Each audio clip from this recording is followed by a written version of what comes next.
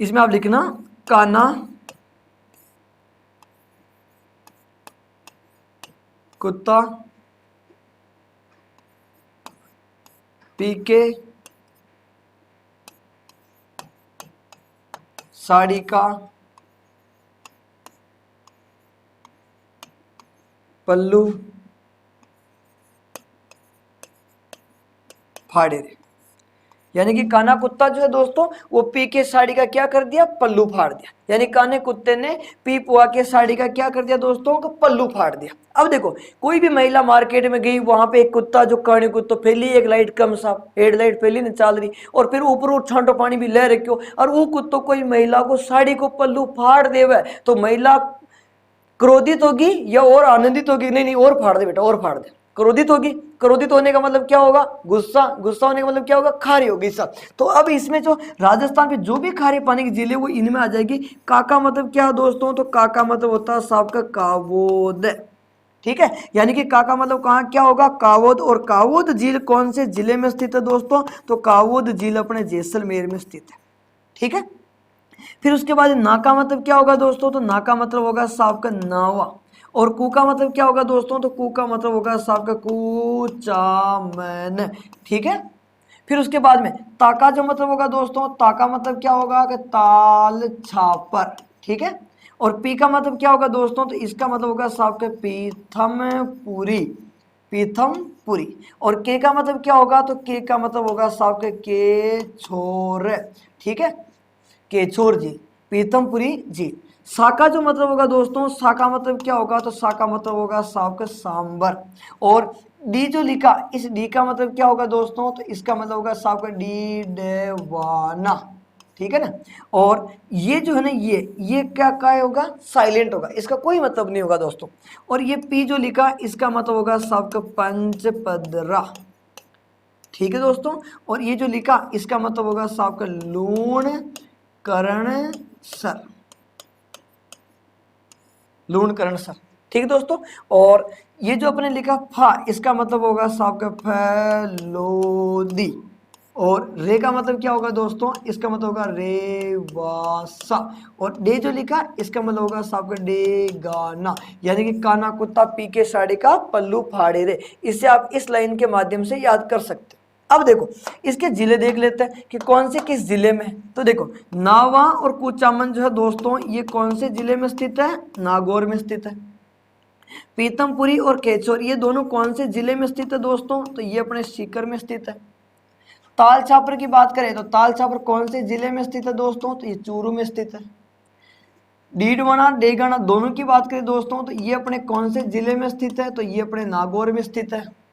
ठीक है, रेवासा झील की बात करें दोस्तों, तो रेवासा झील कहां पर स्थित है, तो ये अपने सीकर में स्थित है। यानी रेवासा झील सीकर में स्थित है। पंचपदरा की बात करें दोस्तों, तो पंचपदरा कहां पर स्थित है, तो पंचपदरा बाड़मेर में स्थित है। लूणकरणसर कहां पर स्थित है दोस्तों, तो लूणकरणसर जो है ये अपने बीकानेर में स्थित है। और फलोदी कहां पर दोस्तों, तो फलोदी झील जो है ये अपने कौन से जिले में आ जाएगी दोस्तों, तो ये जोधपुर में स्थित है। अब रह गया अपने कौन सा पॉइंट रह गया साहब, सांबर। तो सांबर झील कहां पर दोस्तों, तो अजमेर में, नागौर में और जयपुर। अनाज, अब आप सोच रहे हो कि अनाज कौन सा जिला आ गया भाई, तो अनाज में भी अलग अलग दोस्तों, अनाज में तो है, लेकिन एक का मतलब क्या हो रहा दोस्तों, तो एक का मतलब हो रहा साहब का अजमेर। ठीक है, ना का मतलब क्या हो रहा दोस्तों, तो ना का मतलब हो रहा साहब का नागौर। और जे का जो मतलब हो रहा दोस्तों, तो जे का मतलब क्या हो रहा दोस्तों, तो ये हो जाएगा साहब का जयपुर। यानी कि ये 3 जिलों में सांबर जिले का विस्तार जो दोस्तों वो कहाँ पर है, अजमेर, नागौर और जयपुर। ये है अपने राजस्थान। पांडु की पाल जो है ये डूंगरपुर में हो जाएगी। एक खान है साथियों का पायराइट्स, पायराइट्स। ये पायराइट्स जो है ये खान कहाँ पर है, तो ये हो जाएगी साथियों सलादीपुरा। और सलादीपुरा जो है ये कौन से जिले में है, तो सलादीपुरा सीकर। राजस्थान में सबसे बड़ी पायराइट्स की खान जो है वो है साथियों सलादीपुरा सीकर में। ये भी उससे कंप्यूटर ने दे सके एग्जाम में पूछा है, कंप्यूटर निर्देशक के एग्जाम में मांडू की पाल, सलादीपुरा, रामपुरा, आगुचा, ये सारे के सारे पॉइंट आए हुए हैं। आगे चलते हैं और अब बात करते हैं यूरेनियम। यानी कि यूरेनियम उत्पादन में पूछेंगे ना, तो आपसे क्या पूछेंगे, तो यहां पर स्थान का नाम आ जाएगा उमरा जो उदयपुर का है। उसके बाद में स्थान का नाम आ जाएगा बुनास जो आपके भिलवाड़ा का है। उसके बाद में स्थान का नाम आ जाएगा खंडेला। कौन सा स्थान का? खंड 10। अपने राजस्थान में कुल 10 कृषि जलवायु प्रदेश, यानी कि कृषि खंड के अनुसार अपने जो जलवायु है उसको 10 भागों में बांट रखा। और इसमें सबसे इम्पोर्टेंट जो क्वेश्चन जो होगा ना वो ये होगा प्यारे विद्यार्थियों कि सबसे बड़ा कृषि जलवायु प्रदेश, यानी कि सबसे बड़ा। अगर आपसे पूछा जाए कि सबसे बड़ा कृषि जलवायु प्रदेश कौन सा, तो सबसे पहले नंबर का जो है नंबर 1 पे जो सबसे बड़ा कृषि जलवायु प्रदेश। जबकि सबसे छोटा पूछे तो आर्द्र दक्षिणी मैदानी क्षेत्र, यानी कि ये जो आपका जलवायु प्रदेश है ये क्या हो जाएगा प्यारे विद्यार्थियों, तो ये हो जाएगा आपका सबसे छोटा। सबसे छोटे में क्या हो जाएगा, तो ये हो जाएगा प्यारे विद्यार्थियों के आपका आर्द्र। क्या सिरोही उदयपुर डूंगरपुर का जो पहाड़ी क्षेत्र है इसी को नाम क्या दिया गया, इसका नाम है साथियों भौमट क्षेत्र। कौन कौन से जिले में? सिरोही में है, उदयपुर में है और डूंगरपुर। सिरोही उदयपुर डूंगरपुर का पहाड़ी भाग। वैज्ञानिक वर्गीकरण, यानी वैज्ञानिक वर्गीकरण की अगर अपन बात करें तो वैज्ञानिक दृष्टि से राजस्थान में 5 तरह की मिट्टी पाई जाती है। वो 5 कौन कौन से, यानी कि यहाँ पर ये जो है इस ये वाला भाग क्या कहलाएगा दोस्तों, तो ये कहलाएगा आपका एरिडोसोल्स। ठीक है, यानी कि ये वाला भाग क्या कहलाया, एरिडोसोल्स। ठीक दोस्तों, साथ ही साथ यहाँ पर ये वाला जो भाग है ये, यानी कि बीच वाला जो भाग है ये क्या कहलाएगा दोस्तों, तो ये कहलाएगा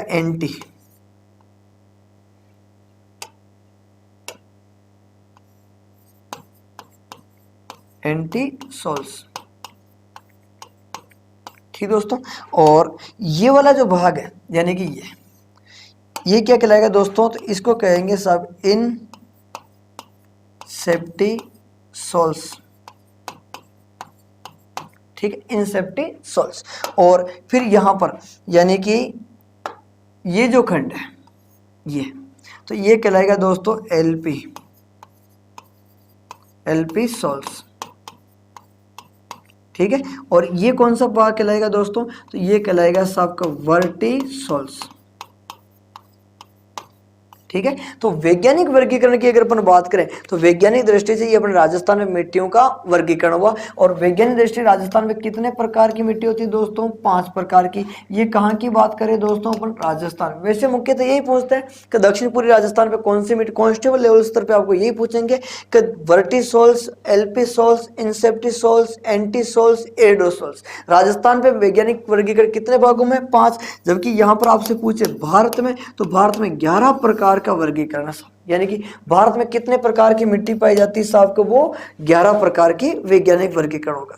ठीक है दोस्तों, ये जो है राजस्थान का प्रथम सौर, यानी कि राजस्थान का प्रथम जो पवन ऊर्जा संयंत्र जो है, राजस्थान का प्रथम पवन ऊर्जा संयंत्र इसी झील के किनारे, राजस्थान का प्रथम पवन ऊर्जा संयंत्र, यानी कि राजस्थान का प्रथम पवन ऊर्जा संयंत्र की बात करें तो ऊर्जा संयंत्र कौन सी झील के किनारे लगा, तो वो अपने अमर सागर के किनारे, यानी कि राजस्थान का प्रथम पवन ऊर्जा संयंत्र। और ये संयंत्र कब लगा दोस्तों, तो ये लगता साहब का 1999। और यहाँ अगर राजस्थान की एकमात्र नदी का घग्गर जो है, पहला पॉइंट घग्गर राजस्थान, यानी कि नदी देखो घग्गर राजस्थान, यानी घग्गर राजस्थान की एकमात्र नदी है साहब। ठीक है, यानी घग्गर राजस्थान की एकमात्र नदी की बात करें अपन, तो एकमात्र नदी घग्गर राजस्थान की एकमात्र नदी जो उत्तर से प्रवेश करती, जो राजस्थान में उत्तर से प्रवेश करती, घग्गर राजस्थान की एकमात्र नदी जो राजस्थान में उत्तर से प्रवेश करती, पहला पॉइंट। तो ये उत्तर प्रदेश के हिसाब से देखें अगर प्यारे विद्यार्थियों, तो उत्तर प्रदेश की 9वीं रामसर भूमि है। अगर भारत के हिसाब से देखा जाए तो भारत की ये साहब के 47वीं रामसर भूमि है। और विश्व स्तर पर अगर देखें तो विश्व की ये 2463वां रामसर स्थल है, यानी कि वर्तमान में उत्तर प्रदेश में 9 रामसर भूमियां हो गई, भारत में 47 रामसर भूमियां हो गई। और विश्व एक हो जाएगा सब अशोक का पेड़,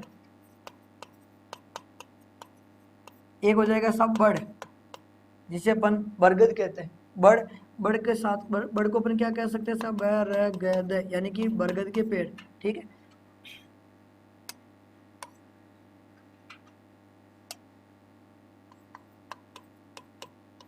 बरगद के पेड़। इस प्रकार से ये मिश्रित पतझड़ी वन है, मिश्रित पतझड़ी वन। एक भाग रह गया दोस्तों, और ये जो भाग है ये भाग कौन सा है, तो ये जो भाग रहा है ये कौन से वन हो गए, 5वें नंबर का हो जाएगा। और ये उष्ण कटिबंधीय धोकड़ा, यानी कि ये जो वन है दोस्तों ये कौन से वन है, उष्ण कटिबंधीय, यानी कि ये अपने उष्ण कटिबंधीय धोकड़ा वनों में आ रहे हैं साहब का, उष्ण कटिबंधीय धोकड़ा वन। तो ये उष्ण कटिबंधीय धोकड़ा वन जो है इसके लिए वर्षा कितनी होनी चाहिए, तो इसके लिए वर्षा होनी चाहिए साहब का 50। देखो यहाँ पर अपने शुष्क सागवान के लिए लिखा अपन है कि साहब 80 से 110, उष्ण कटिबंधीय पतझड़ी वनों के लिए लिखा साहब का 80 से 100। और यहाँ पर भी कितना होंगे दोस्तों, कि यहाँ पर भी शीत ऋतु में होने वाली, क्या शीत ऋतु में होने वाली जो है, क्या शीत ऋतु में होने वाली वर्षा को क्या कहते हैं दोस्तों, तो शीत ऋतु में होने वाली वर्षा को कहते हैं साहब का मावट। यानी कि शीत ऋतु में होने वाली वर्षा जो है वो वर्षा क्या कहलाती है दोस्तों, तो शीत ऋतु में होने वाली वर्षा मावट कहलाती, यानी शीत ऋतु में होने वाली वर्षा मावट कहलाती। और अब ध्यान दे कि मावट, यानी कि मावट जो है दोस्तों वो मावट क्या होती है, मावट भूमध्य सागर, यानी कि मावट जो है वो भूमध्य सागर, यानी कि भूमध्य सागर जो है भूमध्य सागरीय चक्रवात, यानी कि मावट क्या होगी दोस्तों कि भूमध्य सागरीय चक्रवात या भूमध्य सागरीय चक्रवात या पश्चिमी विक्षोभ से होती है। यानी मावट जो है कि भूमध्य सागरीय चक्रवात या पश्चिमी विक्षोभ से होने वाली वर्षा है, यानी मावट जो है दोस्तों भूमध्य सागरीय चक्रवात या पश्चिमी विक्षोभ से होने वाली वर्षा को कहते हैं। यानी मावट किसे कहते हैं, तो वाली वर्षा को कहते हैं। ठीक है, इसमें ध्यान दें। देखो शीत ऋतु में होने वाली को अलग करती है। साथियों यहाँ पर ध्यान दीजिएगा, ये क्या हो गया आपका मरुस्थल, ये कौन सा प्रदेश है, तो ये हो जाएगा प्यारे विद्यार्थियों शुष्क। ये जो भाग है ना शुष्क प्रदेश है, ये आपका कौन सा भूभाग हो जाएगा, शुष्क। और ये वाला खंड जो है ना प्यारे विद्यार्थियों ये कौन सा हो जाएगा, तो ये आपका अर्ध शुष्क, यानी शुष्क और अर्ध शुष्क है, शुष्क और अर्ध शुष्क। इसमें ये जो लाइन है ना इस लाइन का मान बताना सब, कितने सेंटीमीटर वर्षा विभाजक रेखा, 25 सेंटीमीटर, बिल्कुल सही है प्यारे विद्यार्थी मनोज जी, 25 सेंटीमीटर। क्योंकि यहाँ पर राजस्थान को अलग करने वाले नहीं पूछा, एग्जाम पे बच्चे यही गलती करते हैं, 50 के आंसर लगा देते हैं, वो सोचते हैं राजस्थान के बारे में पूछा गया, जबकि राजस्थान के बारे में नहीं पूछा गया। यहाँ पर पूछा गया प्यारे विद्यार्थी शुष्क और अर्ध शुष्क को, तो ये कितने सेंटीमीटर हो जाएगी प्यारे विद्यार्थियों, इस क्वेश्चन का राइट आंसर हो जाएगा 25 सेंटीमीटर। कितने सेंटीमीटर प्यारे विद्यार्थियों, तो यहाँ पर राइट आंसर हो जाएगा 25 सेंटीमीटर। वर्षा विभाजक रेखा है जो शुष्क और अर्ध शुष्क प्रदेश को अलग करती है। ये सेकंड ग्रेड पे एग्जाम भर्ती में आया, देखो हर एक क्वेश्चन किसी न किसी भर्ती परीक्षा में आया हुआ है। ठीक है, चलो शिवालिक हिमालय के दक्षिणी भाग में सिंधु नदी से तीस्ता नदी तक विस्तृत प्रदेश क्या कहलाता है।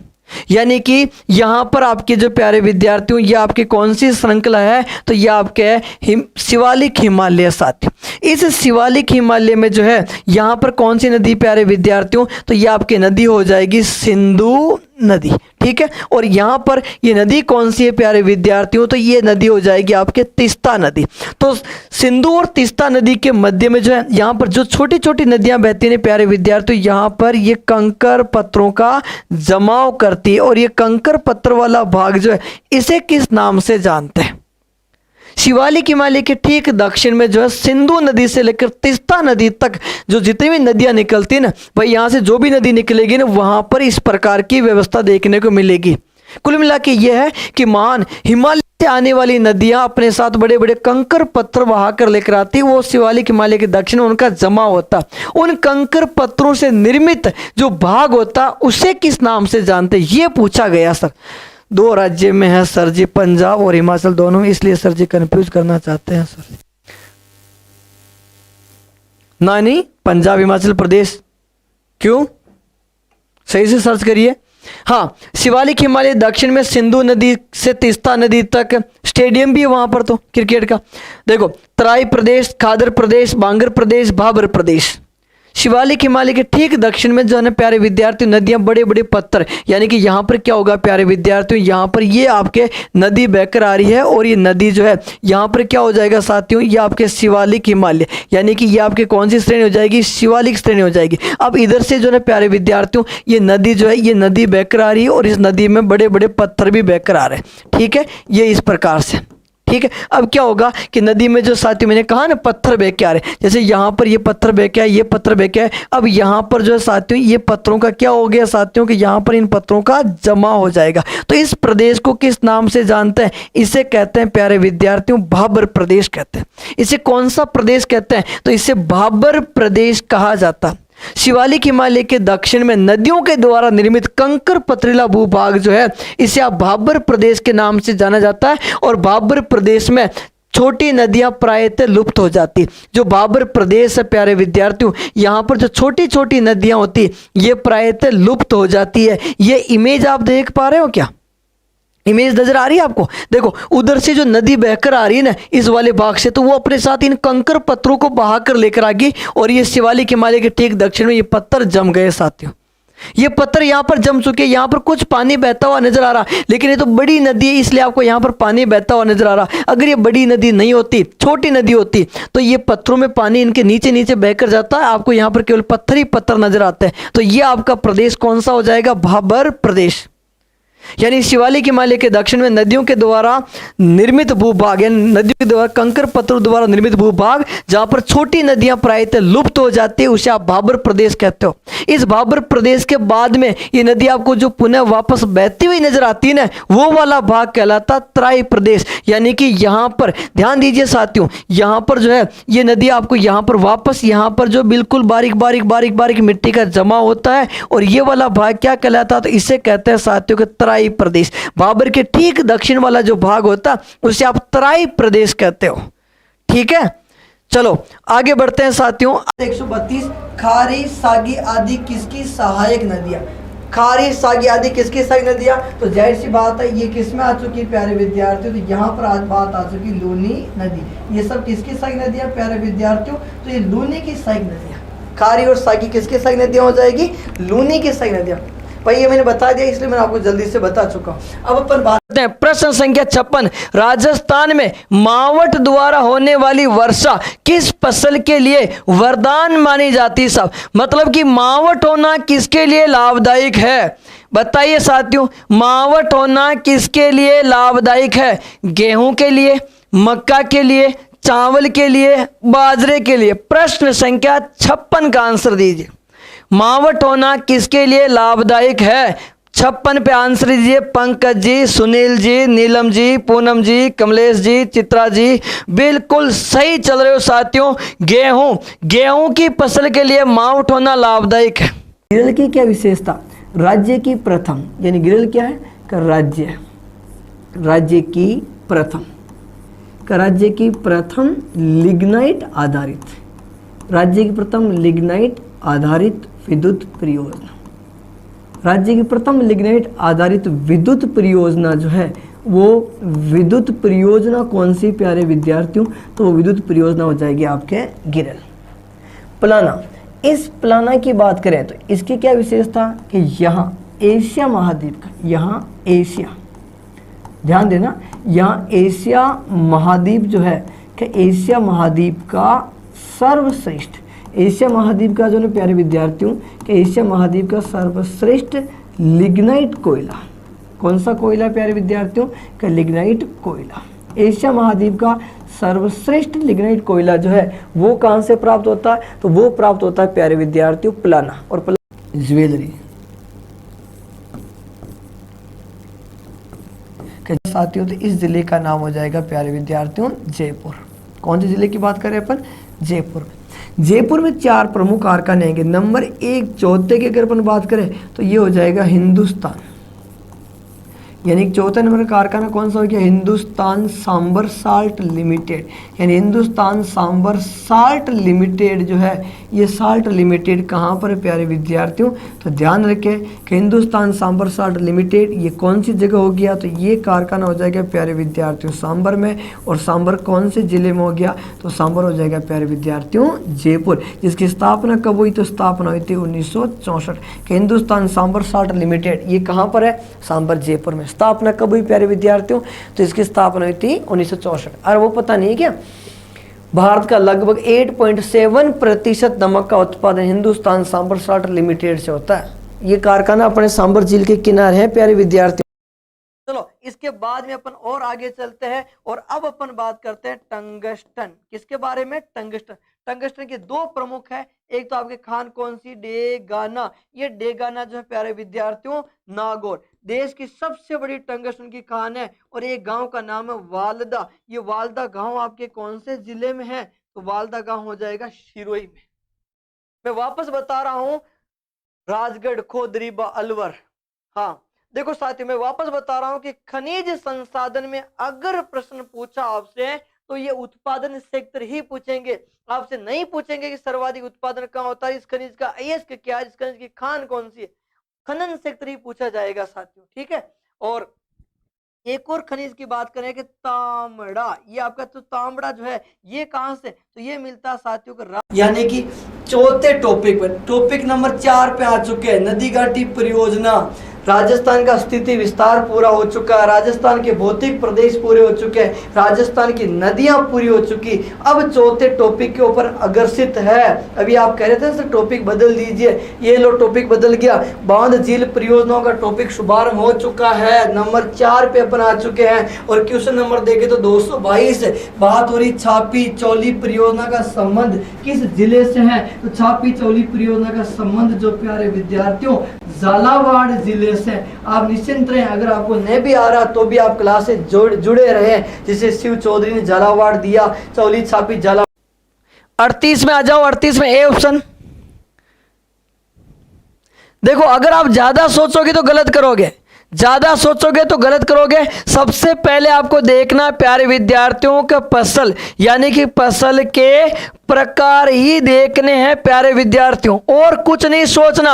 आपके दिमाग में ऐसा कभी मत सोचना कि यार मूंगफली तो नीचे आवे यार, जमीन का माइनर, आलू भी जमीन का माइनर, ऐसा नहीं सोचना। आपको फसल के प्रकार ही सोचने। ऐसे प्रश्न में आप सबसे पहले यही सोचोगे साथियों। इसमें आपको देखना होगा कि साथियों खरीफ की फसल है या रबी की फसल है या फिर आपके जायद की फसल है। सबसे पहले आपको यही सोचना है।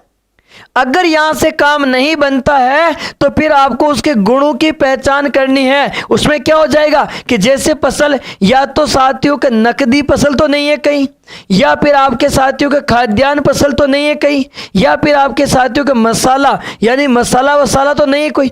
ये तो आपके सेकंड ऑप्शन है गुण पहचानने की। और तीसरा ऑप्शन आता है भाग की। जो आप अभी सोच रहे हो ना, वो भाग तो आपके तीसरे ऑप्शन में है कि जैसे चाय पौधे की पत्ती, कहवा पौधे का बीज, लौंग आपके पौधे का फूल हो जाएगा, इलायची पौधे की फलियां हो जाएगी, वो तो तीसरा ऑप्शन है। सबसे पहले आप फसल के प्रकार देखोगे और इसमें सरसों भिन्न है साथियों, ये आपके रबी की फसल है, बाकी सब खरीफ की है। अगर यहां सेटिंग नहीं बैठती थी तो तब आपको गुण पहचानने थे। आगे बढ़ते हैं, प्रश्न नंबर 33। रत्ना, माई, सुगंधा, जयार, परमल, ये आदि किसकी किस्में है? रत्ना, माई, सुगंधा, जयार, परमल जो है ये सब किसकी किस्में साथियों? इसमें कुछ नाम मैं और जोड़ देता हूं, जैसे कि कावेरी, कावेरी के अलावा एक नाम और जोड़ देते हैं साथियों के चंबल। ये सब किसकी किस्म है? जल्दी से बताइए। रत्ना, माई, सुगंधा, ये माई सुगंधा पूरा एक ही नाम है। रत्ना, माई, सुगंधा, जया, परमल, कावेरी, चंबल आदि किसकी किस्में हैं? गन्ना, चावल, सरसों, गेहूं। बता दीजिए साथियों। प्रश्न नंबर 33 का बी ऑप्शन आ चुका है, चावल की किस्में। थोड़ा सा ध्यान देना, अगर आपसे यह पूछा जाए कि चंबल 65, क्या पूछे साथियों कि चंबल 65, तो चंबल 65 किसकी किस्म रहेगी? तो गेहूं की। अगर आपको ऐसे पूछे कि साथियों के चंबल के अलावा ये आ जाए प्यारे विद्यार्थियों पार्वती पार्वती के अलावा एक नाम आ जाए प्यारे विद्यार्थियों के शीतल, शीतल के अलावा एक नाम आ जाए प्यारे विद्यार्थियों किरण, मतलब कि लड़कियों के नाम आ रहे हैं। चंबल, यहां पर लड़कियों के नाम आ रहे, तो ये सब जो है प्यारे विद्यार्थियों ये किसकी किस्म है, तो अलसी, अलसी, आलसी नहीं कह रहा हूं, वह अलसी कह रहा हूं। कहीं आप ये मत सोचना लड़कियां की यार सर मैं आलसी कह रहे हो, ठीक है। चंबल, पार्वती, शीतल, किरण और त्रिवेणी भी लिख सकते हो साथियों, यहां पर और भी नाम लिख सकते हो त्रिवेणी, ये सब किसकी किस्म है, अलसी की किस्म है। जबकि चंबल 65 गेहूं के, और वो जो चंबल है उनके साथ, मतलब कि ये चंबल इनके साथ आए तो आपके क्या हो जाएगा, चावल। चंबल के साथ 65 लगकर आया तो गेहूं, और चंबल इनके साथ आए तो वो क्या हो जाएगा, अलसी, अलसी, आलसी नहीं। मतलब कि ये संगत का असर है, ये इसकी संगत के हिसाब से आपको बताना कि ये चावल है या अलसी है, ठीक है। चलो आगे आप किसमें 68 में राजस्थान की निम्नलिखित झीलों में से कौन सी झील राष्ट्रीय झील संरक्षण कार्यक्रम का हिस्सा नहीं है के अंतर्गत आती है, पूछा साथी।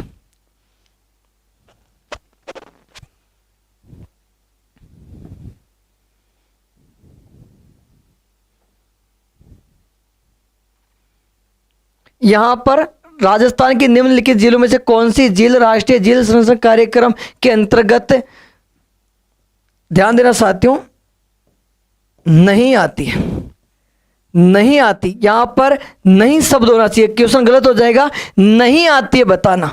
प्रश्न संख्या 68 का आंसर देना प्यारे विद्यार्थियों, राजस्थान की निम्नलिखित झीलों में से कौन सी झील राष्ट्रीय झील संरक्षण कार्यक्रम के अंतर्गत नहीं आती है, नहीं आती है बताना साथियों। प्रश्न संख्या 68 का आंसर दीजिएगा, कौन सी झील है जो राष्ट्रीय झील संरक्षण कार्यक्रम के अंतर्गत नहीं आती है।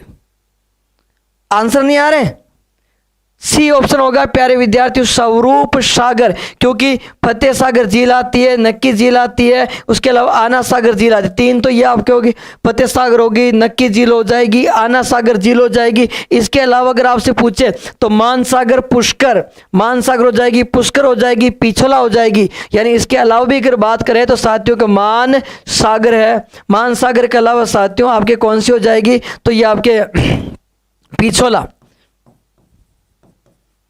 पिछोला हो जाएगी, और ये कौन सी हो जाएगी साथियों, पुष्कर। ये सारी तीन तो वह और तीन ये 6 जिले उसमें इस राष्ट्रीय झील संरक्षण कार्यक्रम में 6 झील शामिल है। कौन कौन सी, एक तो आपकी होगी साहब के फतेह सागर झील, एक आपकी होगी साहब के नक्की झील, एक आपकी होगी आना सागर झील, एक आपके मान सागर हो गई, एक आपके पिछोला हो जाएगी, और एक आपके पुष्कर झील हो जाएगी साथियों, ठीक है। लेकिन स्वरूप सागर उसमें नहीं आता साथियों। प्रश्न संख्या 48, जंगलों को जलाकर की जाने वाली कृषि कहलाती है साथियों।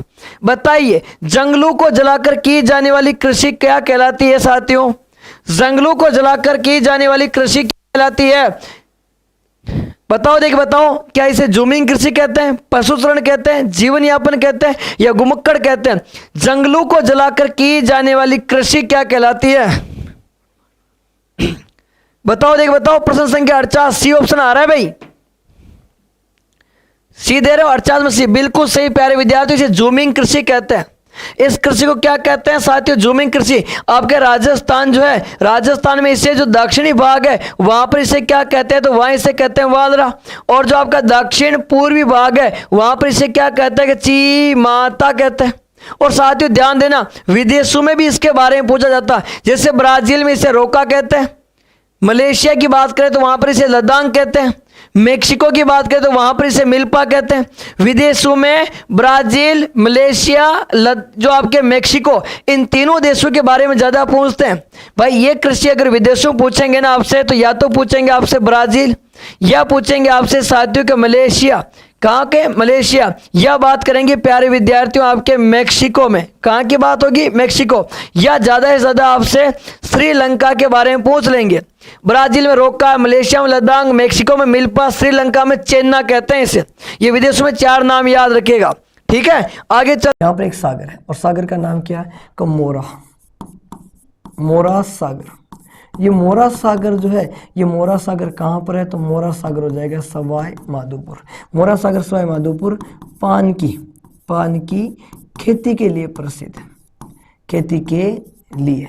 कमोरा सागर सवाई माधोपुर पान की खेती के लिए क्या हो जाएगा प्यारे विद्यार्थियों, तो ये हो जाएगा सबका प्रसिद्ध है। कमोरा सागर सवाई माधोपुर पान की खेती के लिए प्रसिद्ध है, लेकिन यहाँ पर ये हो जाएगा आपका 12 और स्थान कौन सा हो जाएगा, तो ये हो जाएगा सबका शाहाबाद।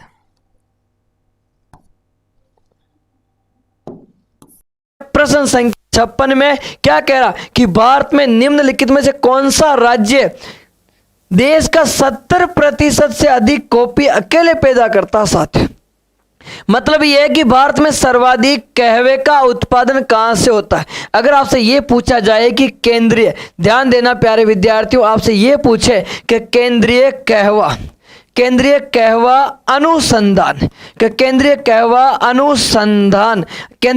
अनुसंधान केंद्र के बारे में पूछे प्यारे विद्यार्थियों, तो ये आपकी कौन सी जगह है, तो ये आपके कुर्ग में है। और कुर्ग आपके कौन से राज्य में प्यारे विद्यार्थियों, कर्नाटक। केंद्रीय कहवा अनुसंधान केंद्र कुर्ग कर्नाटक है। और इस प्रश्न का राइट आंसर प्यारे विद्यार्थियों कर्नाटक।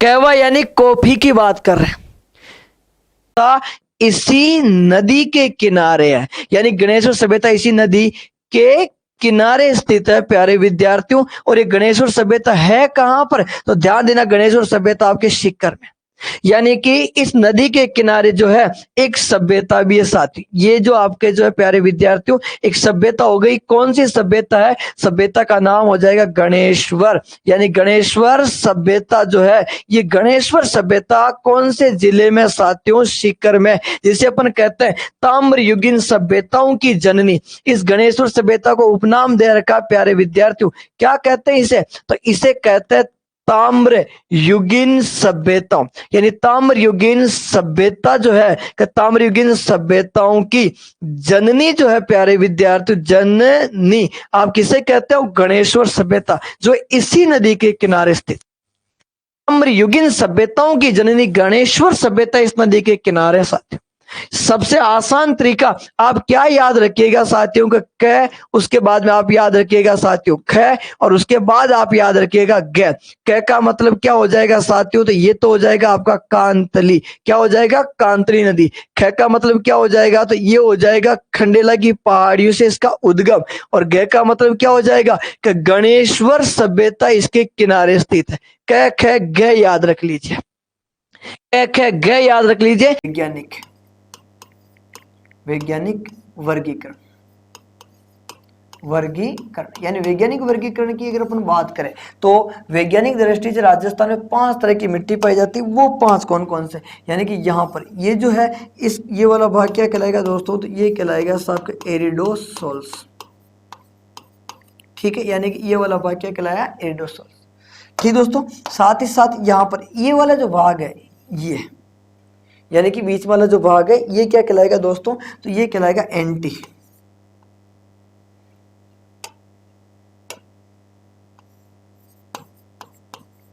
एंटीसोल्स, ठीक दोस्तों। और ये वाला जो भाग है यानी कि ये क्या कहलाएगा दोस्तों, तो इसको कहेंगे सब इनसेप्टिसोल्स, ठीक है, इनसेप्टिसोल्स। और फिर यहाँ पर यानी कि ये जो खंड है ये, तो ये कहलाएगा दोस्तों एल्पिसोल्स, ठीक है। और ये कौन सा भाग कहलाएगा दोस्तों, तो ये कहलाएगा आपका वर्टिसोल्स, ठीक है। तो वैज्ञानिक वर्गीकरण की अगर अपन बात करें तो वैज्ञानिक दृष्टि से ये अपने राजस्थान में मिट्टियों का वर्गीकरण हुआ। और वैज्ञानिक दृष्टि राजस्थान में कितने प्रकार की मिट्टी होती है दोस्तों, 5 प्रकार की। ये कहाँ की बात करें दोस्तों, अपन राजस्थान। वैसे मुख्यतः यही पूछते हैं कि दक्षिण पूर्वी राजस्थान में कौन सी मिट्टी, कांस्टेबल लेवल स्तर पे आपको यही पूछेंगे कि वर्टिसोल्स, एल्पिसोल्स, इंसेप्टिसोल्स, एंटीसोल्स, एरिडोसोल्स। राजस्थान पे वैज्ञानिक वर्गीकरण कितने भागों में, 5। जबकि यहाँ पर आपसे पूछे भारत में, तो भारत में 11 प्रकार का वर्गीकरण है, यानी कि भारत में कितने प्रकार की मिट्टी पाई जाती है साहब को, वो 11 प्रकार की वैज्ञानिक वर्गीकरण होगा, ठीक है दोस्तों।